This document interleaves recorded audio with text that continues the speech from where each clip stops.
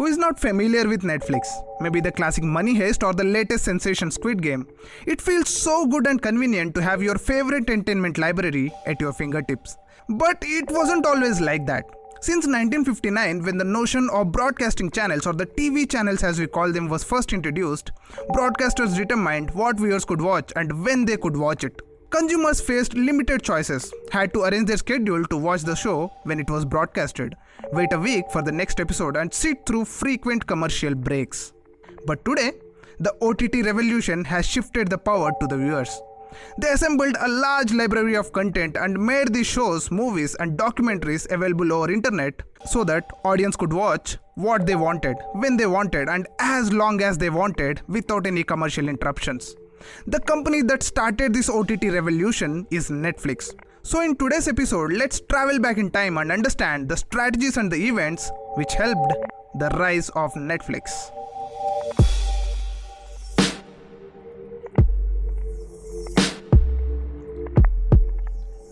Netflix was founded in 1997 by Mark Randolph, a tech marketing executive, and Reed Hastings, a computer programmer. The pair wanted to create Amazon of something, and after researching products suitable for e-commerce, they settled on DVDs. Randolph and Hastings initially planned Netflix as an online DVD retailer, but added rental services before launch as they realized Netflix could not beat large retailers like Walmart and Amazon. The concept of streaming videos online was nowhere in their mind at the time. They were just planning to sell DVDs. Netflix launched its services in May 1998 with 30 employees and a library of 925 movies to rent. To improve its emerging rental business, Netflix piloted a subscription plan in 1999. For $22 a month, subscribers could rent unlimited number of DVDs, one at a time, for as long as they wished. The subscription service was an immediate hit. Netflix's competitor was Blockbuster, and it was the market leader in DVD rental business with 20 million active subscribers. However, they did not have internet presence. All their business happened offline. By 2000, Netflix had some 300,000 subscribers, but it was not yet profitable. In a move to improve their business, Randolph and Hastings flew to Dallas to meet Blockbuster senior leaders and propose a deal, where they offered to sell 49% stake in Netflix for $50 million. They even proposed to act as online distributors for Blockbuster DVDs. Blockbuster CEO immediately rejected that deal. Good for Netflix, otherwise, the Netflix as we see today wouldn't have existed. The rivalry between Netflix and Blockbuster is an altogether different story, and it deserves a video of its own. Against all the odds, Netflix continued its business. When Netflix went public in 2002, the IPO prospectus described Netflix as the largest online entertainment subscription service in United States, providing more than 600,000 subscribers access to a comprehensive library of more than 11,500 movies, television, and other filmed entertainment titles. Looking at Netflix's success online, Blockbuster even launched its own online subscription service, but could not overtake Netflix, which grew to over 4 million subscribers. By the end of 2006, Netflix was valued at $1.5 billion, more than twice the Blockbuster's market capitalization. By 2007, internet broadband had reached over 50% of American households, but it was still expensive and slow. It used to take more than 2 hours to download a high-resolution movie. Although the market for digital delivery of video content was small, it attracted large retailers including Amazon and Walmart. Even Disney launched a short-lived movie rental service, which required consumers to buy a $200 set-top box and pay $4 to rent a movie for 24 hours. It was similar to movie on demand, which some Indian DTH providers also offer. Well, that was a disaster. But Reed Hastings, in contrast, tried something different. In 2007, Netflix developed a virtual player which can play content online in real time. He introduced to the audience something they have never heard before: streaming. That was the turning point. That was the moment when the OTT revolution has started. But the road to success was not easy. You see, Netflix had the online streaming platform ready. They even developed the mobile application. But experts were not ready to believe that there can be a day when people will watch videos online on mobile devices, on small screens. Well, today it sounds foolish, but imagine the year 2007 when all this is new. Another issue was with content. The only question subscribers of Netflix were asking was what to watch, and Netflix didn't had lot of content. They were not producing Netflix originals as they do today. Only way of getting great content on Netflix was to license it. where Netflix will pay a fee to original creator for streaming their content on Netflix. So the task of Netflix was to get as many licensing agreements as possible. For that, they reached out to one of the largest production house, Warner Brothers. They also own HBO, and HBO is known for quality content. If they can convince Warner Brothers to license their content, it will be a big win for Netflix. But they were immediately rejected. And the same thing continued with other production houses, and Netflix's future was a question mark. But then, something unexpected happened. The stock market is now down 21%. Because we're now down 43%. What in the world is happening on Wall Street? It was the worst day on Wall Street since the crash of 1987. The 2008 financial crisis. Media companies faced huge losses. They needed money and were ready to license the content to Netflix. Suddenly, Netflix had a huge library of Disney and Sony blockbusters like Spider-Man 3, Pirates of the Caribbean, and more. Netflix was offering same Hollywood blockbusters which people watch on their cable TV without any breaks, and it actually costed less. 2008 crisis was a disaster for many companies, but for Netflix, it was a positive turning point. Along with content, Netflix ensured that their application come preloaded with various mobile devices like Xbox, Sony PlayStation, Roku set-top box, and even DVD players were coming preloaded with Netflix, and subscriptions reached record levels. Then an unexpected email changed everything. One day in 2009, Reed Hastings gets a mail from Steve Jobs, and he wanted to have Netflix application in their new Apple iPad preloaded. Apple was the leader in US market, and when their devices come preloaded with Netflix, it gave the required reach for Netflix. Nothing will ever be the same. We all heard the saying that content is the king, but not always. Sometimes it's the algorithm that makes all the difference. Netflix's biggest asset is its algorithm. You see, it's not just the viewer watching Netflix, it's also the Netflix algorithm watching the watcher. Netflix's sophisticated algorithm tracks every moment of the viewer on the platform, like what kind of content they are searching for, how long they are watching particular show, what part of the show they skip or rewatch, which actor they like. Based on this data, Netflix creates a detailed behavior profile of each viewer and groups them with viewers of similar taste. Based on this data, Netflix is in better position to recommend the content, and you are most likely to like it. Not just that, this data is used to understand what kind of content is popular on the platform, and based on that, they can plan on what kind of content to release in future. So every month, along with your subscription fee, you are giving away your data about personal preferences as well. This is an absolute goldmine for Netflix. While Netflix was growing, Blockbuster was struggling to survive. With online streaming services available, people were no longer interested in DVDs. Blockbuster was deeply trapped in debt and filed for bankruptcy in 2010. Netflix was able to accelerate subscription acquisition, adding nearly 40 million US streaming subscribers by the end of 2014.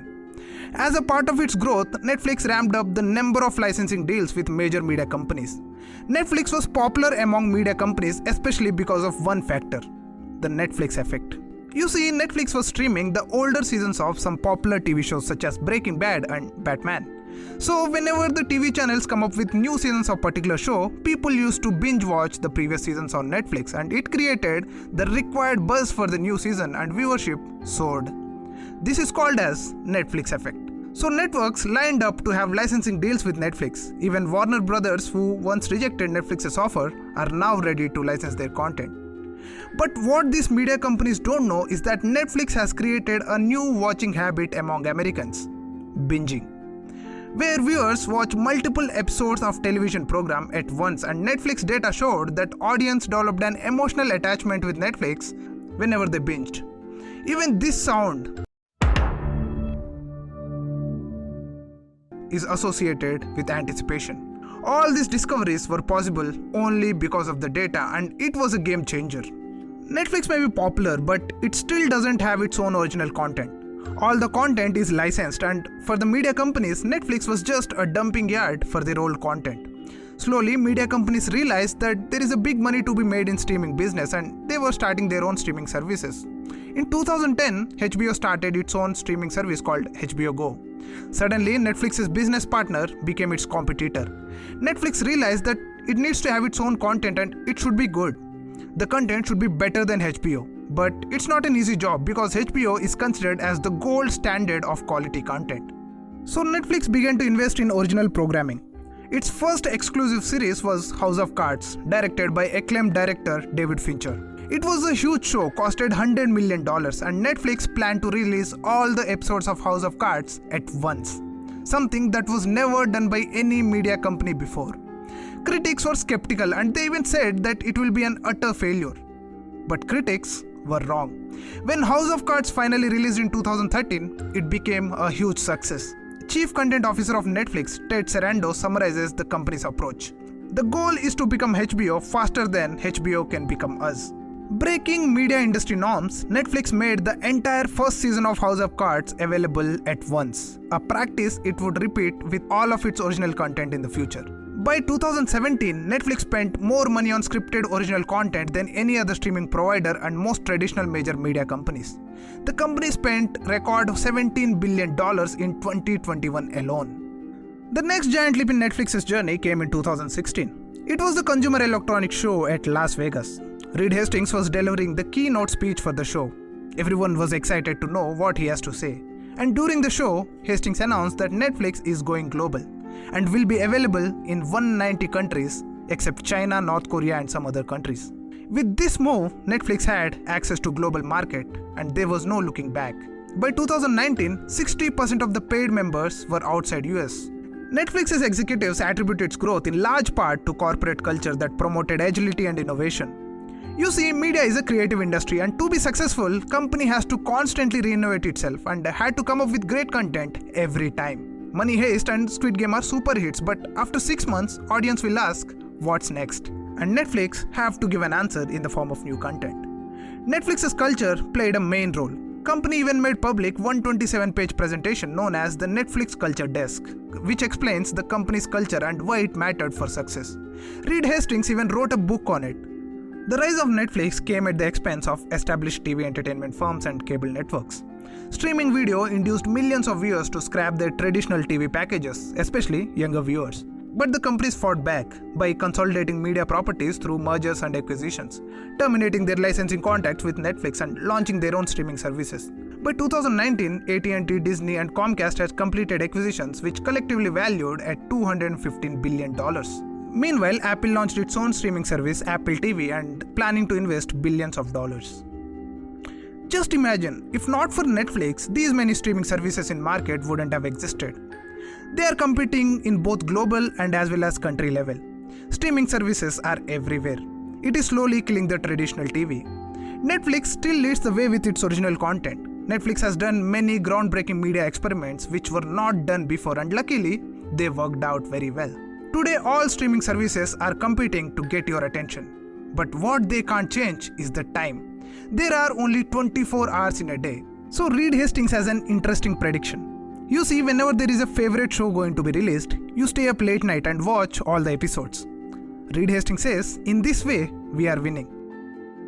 So yes, sleep is our competitor.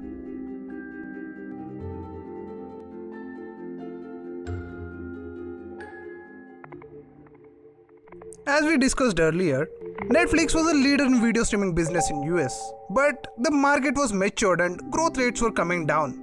In a drive to grow its business, Netflix expanded its operations to 190 countries, including India, in 2016. And by the second half of 2017, Netflix had more international subscribers than domestic ones. But the company did not consider all international markets equally important. India seemed like a high potential market, mainly due to the young population and presence of very few streaming services. Netflix's increased interest in India was largely triggered by the so-called Jio effect. In late 2016, Reliance launched Jio 4G and broadband services at rates up to 75% cheaper than the competitors. It provided millions of Indian consumers access to fast data for the first time and also forced competitors to lower their prices. With an easy access to data and availability of budget smartphones, internet users in India began consuming more digital media content like gaming, films, music and television. These were the perfect conditions for Netflix to capture the online streaming market. The faster the Netflix moves, better it is. At launch, Netflix's offerings in India consisted of all its original series, along with host of Hollywood movies and TV shows and approximately 100 Bollywood titles. Suddenly, India became the next most important market for Netflix after US. Hastings and dozens of Netflix executives regularly visited India.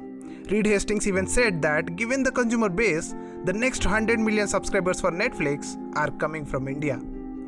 Well, that's an ambitious target. You see, with the entry of Jio, many established Indian media houses understood the potential of OTT platforms and they had a huge library of content which they can take advantage of. So in just few years, India became the battleground for video streaming services, a market with an estimated potential of $5 billion in revenue by 2023. The number of video streaming platforms in India increased from just 9 in 2012 to 32 in 2018. Disney-owned Hotstar led the pack with 129 million active users in March 2019. TV shows and movies made up 80% of Hotstar's viewing hours, with remaining 20% coming from sports. By 2019, Hotstar captured 70% share of streaming video app downloads in the Indian market. From the beginning, Netflix followed the philosophy of no ads on its platform and no free content, whereas Hotstar followed the freemium approach, under which Hotstar was able to offer 80% of its content free of cost by playing ads in between the shows, and charged ₹999 per year for the ad-free version. Amazon Prime Video, which also charged the same subscription fee, remained in the second position. Its viewership increased from 7 million in 2018 to 26 million by the end of 2019. Whereas Netflix had close to 2 million subscribers by the end of 2019. Here we have to understand that the number of viewers and the paid subscribers may not be the same because many people share accounts with others and some of the content is free for which users don't have to pay anything. Hotstar, which is owned by Star Network, had a huge advantage over Netflix. Star Network's TV channels are spread across major Indian languages. And also they had a great understanding of Indian viewers. They are operating in this market for the last 3 decades. And most importantly, Hotstar was streaming India's most popular game, cricket, on its app. Netflix is more of a new player in this game which still had to make itself familiar with the Indian audience. With just 2 million subscribers in hand, the target of 100 million subscribers in India raised some fundamental strategic questions for Netflix. Is Netflix's international strategy relevant to India? Should Netflix change its premium pricing approach to attract customers? In a market where most competitors relied on some form of advertising to make profit, should Netflix allow ads on its platform? Should Netflix broadcast sports? The major disadvantage Netflix had and still has is the subscription fee. Its basic subscription plan was priced at an astronomical 500 rupees a month, and that is 6,000 rupees a year. By the end of 2016, its rival Amazon Prime Video rolled out its services in India. It was available as a part of Amazon Prime subscription at a price of $499 a year. It also included free deliveries and other services. Even Hotstar costed $999 per year. To counter the competitors, Netflix came up with a mobile-only $199 plan, where users will be able to enjoy all Netflix shows in standard definition on mobile devices, and won't be able to log in from other devices like laptop and TV. This plan was a resounding success. According to data from Register of Companies, Netflix India nearly doubled its revenue in the year this plan was released. In terms of subscribers, the Ormax OTT Audience Report 2021 estimates that Netflix has 5.4 million subscribers in 2021, and that's a big jump from an estimated 1.5 million subscribers in 2018. With the success in India, Netflix rolled out the mobile-only plan to 78 other countries in Asia and Africa. Despite its impressive performance, Netflix was still far away from its target. The challenge is tall because the market leader Disney Plus Hotstar has an estimated 34.5 million paid subscribers, while Amazon Prime Video and ZEE5 are also ahead of Netflix. But Netflix do have an advantage here. You see, Netflix earns on an average around 6,000 per customer per year, whereas its competitors Hotstar and Prime earns around $999 per customer. Netflix earns from 1 customer what other platforms earn from 6 customers. Even with its $199 plan, it earns more per subscriber than any other platform. But at the same time, from customers' perspective, that is 2 to 3 times more expensive than the average OTT offering. Now we can say that Netflix's content is top-notch and the cost is justified. Yes, but end of the day, having a great product is of no use if it doesn't resonate with the consumer. The main question is, how does an Indian consumer relate to Netflix? Netflix needs that breakout Indian show to make a big mark. In case of Amazon Prime, it would be The Family Man and Mirzapur. For Hotstar, there is always IPL and other cricket leagues, but Netflix is still known for some international shows like Money Heist, House of Cards, and Squid Game. When you open Netflix, on the homepage, the vast majority of recommended content is foreign. Maybe 1 or 2 shows are Indian. Its last biggest hit was Sacred Games and it released in 2018. But viewers need something more recent in the Indian context. So far, majority of Netflix's subscribers are from urban India. To reach its target of 100 million subscribers, Netflix need to tap the rural market, and rural market is price sensitive and demands local content. So Netflix started its efforts in this direction of localizing the content. Netflix is also collaborating with filmmaker Sanjay Leela Bhansali for the series Hira Mandi. Netflix has worked with Karan Johar's Dharma Productions and Shah Rukh Khan's Red Chilli Entertainment and recently announced a multi-year partnership with Farhan Akhtar's Excel Entertainment, which will produce a variety of stories for the OTT platform. A few years ago, it made a strategic foray into markets outside Hindi such as South Indian languages and met with success. Today, Netflix has content in all 4 South Indian languages. Netflix do have a great advantage in terms of technology. Its user interface, audio and streaming qualities are the best. Netflix's worldwide presence also allows it to exploit original local content better. With its global reach, Netflix is able to leverage its local content across global boundaries. This allows it to experiment with new content and new talent. Plus, the technology allows it to create subtitles and dub this series for the global audience at a relatively low cost. It is the best platform to put Indian content on the global stage. Why not the next Money Heist or the Squid Game come from India? Here I want to compare Netflix with Apple. Not literally, but both these companies are facing the same issue in India. For both the companies, US market is saturated and growth rates are falling. Both the companies are concentrating on India as their next big market. Both of them have cutting edge technology and have the best product, but struggling to appeal to the mass market. Who knows, maybe just like Apple, Netflix will remain as the favorite of few in India. But it's too early to judge. You see, our viewing habits are changing. Our TVs are no more dependent on DTH providers. They are mini smartphones loaded with apps. The traditional TV as we know today will go out of existence maybe by 2030 or 2040. And then comes the century of internet television. It is just mind-blowing to imagine where that will take us all. Especially if you imagine just 10 years back, watching movies on smartphones was unimaginable. So that's the video guys. Let me know in the comments what is your view on Netflix. If you feel this content is helpful, share it with your friends. Thanks for watching. See you in the next one.